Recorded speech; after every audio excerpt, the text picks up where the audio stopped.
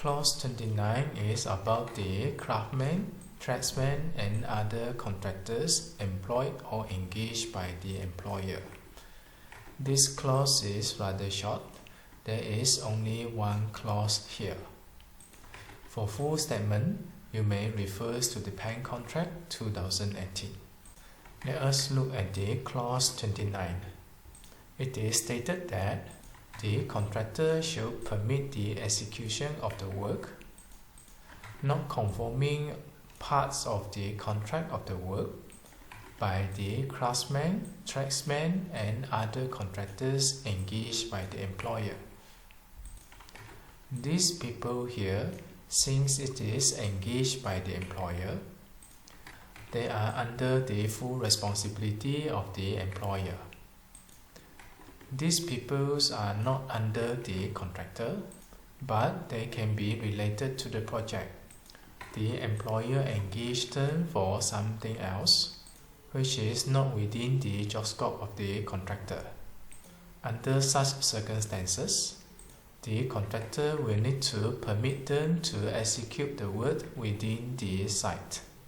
This is so that these people can carry out their obligations delivered to the employer.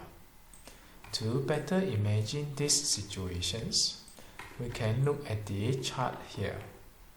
So far, you have been introduced with a lot of parties here. First, we have the employer and we have the contractor. The employer awards the project to the contractor, and the contractor is to carry out the work as per stated in the contract and ultimately deliver back to the employer. At the same time, the employer appoints the professionals to supervise the project. These professionals include the architect, the engineers, the quantity surveyor, as well as the specialist consultant. Depending on the circumstances, the specialist consultant may be there or may not be required.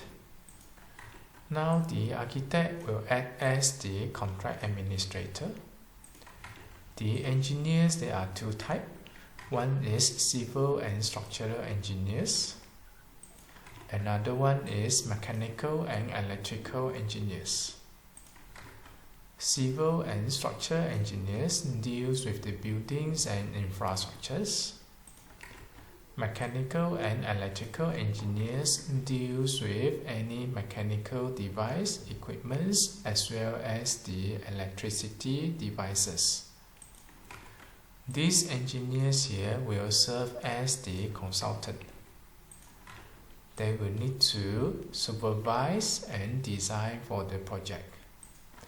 Based on the design provided by the engineers and the architect, the contractor will have to carry out the work.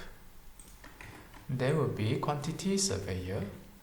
The quantity surveyor in charge of the bills of quantity as well as valuations for the work progress as well as for the claim done by the contractor.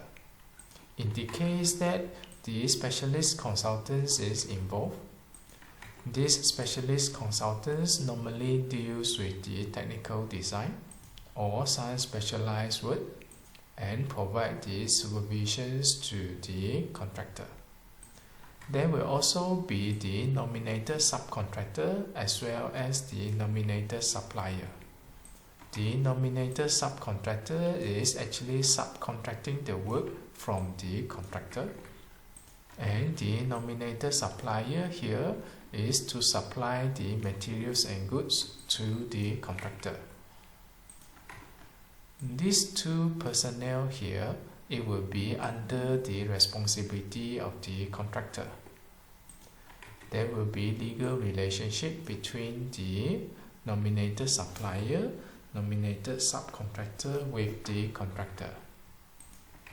These two personnel is actually nominated by the employer, but they are not part under the employer. So this serves the basic structure of the parties involved in the project. Sometimes the employer could engage or employ other persons to carry out other works. This person include the craftsmen, tradesmen and other contractors, which is stated in the clause 29. This person may also be serving for the same project, except that they are under separate contract with the employer. These persons are not under the responsibility of the contractor. Instead, it will be fully under the responsibility of the employer.